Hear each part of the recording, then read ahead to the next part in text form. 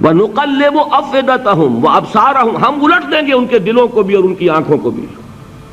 کیوں؟ كَمَا لَمْ يُؤْمِنُوا بِهِ أَوَّلَ مَرَّةٍ، اس لیے کہ وہ پہلی مرتبہ جب انکشاف حق ہوا ہے وہ ایمان نہیں لائے. اس کا میں ایک واقعہ آپ کو سنانا چاہتا ہوں کہ کس طرح صحابہ کرام پر بھی وقتی طور پر یہ واقعہ اگر صحابہ کرام کا نہ ہوتا تو یہ حقائق سمجھ میں نہ آتے. غزوہ تبوک کے موقع پر یہ میں جملہ انکمپلیٹ رہ گیا، ضعف ایمان کا حملہ ہو جاتا تھا، نفاق کا نہیں معاذ اللہ، لیکن ضعف ایمانی کی اگلی منزل شروع ہو جاتی ہے نا نفاق. جہاں جھوٹ بولنا شروع کیا نفاق، جھوٹی قسمیں کھانی شروع کی سیکنڈ سٹیج، اور جہاں مومنین صادقین سے بغض اور عداوت پیدا ہو گیا وہ تھرڈ سٹیج. تو وہ ضعف ایمان کا کیسے ہوتا ہے یہ حضرت کعب ابن مالک نے بڑی تفصیل سے بیان کیا ہے.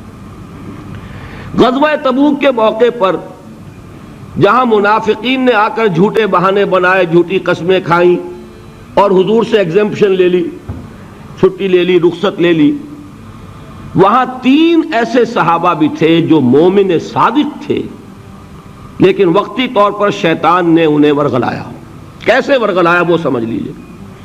کعب ابن مالک نے تفصیل سے بیان کیا ہے، اور میرے نزدیک یہ جہاں تک میرا مطالعہ ہے طویل ترین حدیث ہے، بخاری اور مسلم میں بھی موجود ہے. حضور جب واپس آئے ہیں اور اب آپ نے ایک ایک کو بلایا، جن لوگوں نے تو پہلے جھوٹی قسمیں کھا لی تھی ان کو تو بلانے کی ضرورت نہیں تھی، لیکن کچھ لوگ ایسے بھی تھے کہ جنہوں نے ایگزمپشن بھی نہیں لی تھی اور گئے بھی نہیں تھے. اب ان کو آپ نے ایک ایک کر کے پیشی ہوئی، آپ کیوں نہیں گئے تھے؟ تو اب جو منافقین تھے ان میں سے انہوں نے اس موقع پہ جھوٹی قسمیں کھا لی. خدا کی قسم حضور ہم تو بالکل تیار تھے، پوری میں نے تیاری بھی کر لی تھی، پورا ارادہ تھا، یہ وقتی طور پر یہ مصیبت مجھ پر آ پڑی. جس نے قسم کھائی انہوں نے کہا اچھا ٹھیک ہے جائیے. کعب ابن مالک کی باری آئی تو ان کے الفاظ اپنے یہ کہ جب میں پیش ہوا تو حضور کے چہرے مبارک پر ایک غصے والی مسکراہٹ تھی. زہر خند کہتے ہیں نا، ایک مسکراہٹ ہے لیکن غصے کے ساتھ، غضبناک. آپ فرمائیے آپ کیوں نہیں گئے؟ حضرت کعب یہ فرماتے ہیں کہ میں نے عرض کیا کہ حضور زبان میرے پاس بھی ہے، جھوٹ میں بھی بول سکتا ہوں، لیکن جھوٹ بول کر میں اس وقت آپ کی ناراضگی سے تو بچ جاؤں گا لیکن اللہ کے پکڑ سے نہیں بچ سکوں گا. میں اعتراف کرتا ہوں کہ جتنا صحت مند میں اس زمانے میں تھا کبھی نہیں تھا، جتنا فارغ البال اس وقت تھا کہ میرے پاس ساز و سامان موجود تھا راستے کے لیے، اتنا میں کبھی نہیں تھا. لیکن ہوا کیا؟ ہوا یہ کہ مجھے میرے نفس نے، شیطان نے پٹی پڑھائی. وہ پٹی کیا پڑھائی کہ حضور تو 30,000 کے لشکر کے ساتھ چلیں گے تو لشکر تو سلولی موو کرے گا نا، تمہارے پاس بڑی تکڑی، بڑی توانا صحت مند اونٹنی ہے، تم ذرا 2 دن بعد چلنا تیزی کے ساتھ اور حضور سے مل جانا. بس یہ تاخیر کا حربہ.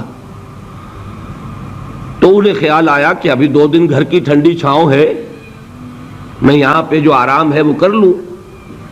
مجھے جگر کا شعر یاد آیا ہے کہ تپتی راہیں مجھ کو پکاریں، دامن پکڑے چھاؤں گھنیری. ایک طرف فرض کی پکار ہے، اس میں تو ظاہر بات ہے کہ وہ تپتی راہیں ہیں. لا تنفروا فی الحر سنا چکا ہوں آیت. یہاں گھر میں نخلستان میں کھجوروں کی چھاؤں میں اہل و عیال میں یہ ٹھنڈی چھاؤں جو ہے یہ پکڑ رہی ہے. بھائی 2 دن ٹھہر کے چلے جانا، ٹھیک ہے، کوئی نیت میں خرابی نہیں نا. اس کے بعد پھر جب ابھی 2 دن اور ٹھہر جاؤ، یہ تو بڑا لمبا سفر ہے، ذرا تیز اور دوڑ لیتا.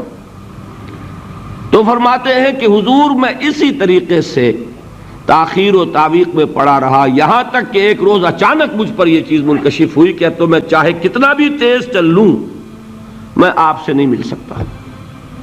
میرے اعصاب ڈھیلے ہو گئے، اس طرح میں محروم رہ گیا. حضور نے بائیکاٹ کا حکم دیا صحابہ کو. 3 صحابہ تھے ایسے، 2 اور تھے جنہوں نے اسی طریقے سے اعتراف کیا. حضور نے حکم دے دیا کوئی ان سے گفتگو نہ کرے، سوشل بائیکاٹ. بڑی سخت سزا تھی جو دی گئی ہے، اس کی بڑی تفاصیل ہیں. اللہ تعالیٰ شوق دے تو وہ حدیث پوری پڑھیے. میں نے تو 2 جمعوں میں ایک مرتبہ صرف اس ایک حدیث کو بیان کیا تھا.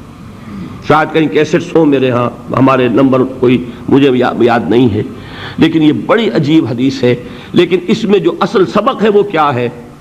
اس طریقے سے شیطان لیت و لال، تاخیر، تعویق، ابھی کیا جلدی ہے، ذرا اس کام سے فارغ ہو لو، ذرا پھر تلافی کر لینا، ذرا زیادہ زور سے کام کر لینا. یہ وہ چیز ہے کہ جو وہ تو خیر صحابی تھے، بچ گئے. اگر وہاں جھوٹی قسم بھی کھا دیتے تو گئے تھے. یہ تو اتنا ہی ہے نا، مردی و نامردی قدم فاصلہ دارد. اس میں تو یہی ہے کہ ذرا ایک جھوٹی قسم کھا دیتے، جھوٹے بہانہ بنا دیتے تو اب ضعف ایمان نہ رہتا، وہ نفاق کی سرحد شروع ہو جاتی. وہ اللہ تعالیٰ نے ان کو بچایا. لیکن یہ کہ ہم کیسے بچیں گے اگر ہم نے یہ روش اختیار کی؟ لہذا 3 کام. دوام ذکر نمبر 1، اس کی میں شرح کر چکا ہوں. 4 اذکار یاد کر لیجئے گا ان کو، ورنہ کیا فائدہ. نمبر 2، انفاق فی سبیل اللہ، نفاق کا علاج انفاق سے. نمبر 3، یہ عادت اپنے اندر پیدا کیجئے شعوری طور پر کہ جب ایک حقیقت واضح ہو جائے فوراً اعتراف کہ ہاں بھائی بات ٹھیک کہی آپ نے. جب ایک فرض کا احساس ہو جائے فوراً اس کی ادائیگی کے لیے آغاز. تاخیر و تعویق ہے کہ جس سے پھر نفاق کو موقع ملتا ہے. اللہ تعالیٰ مجھے اور آپ کو حقیقی ایمان عطا فرمائے اور نفاق سے بچائے رکھے.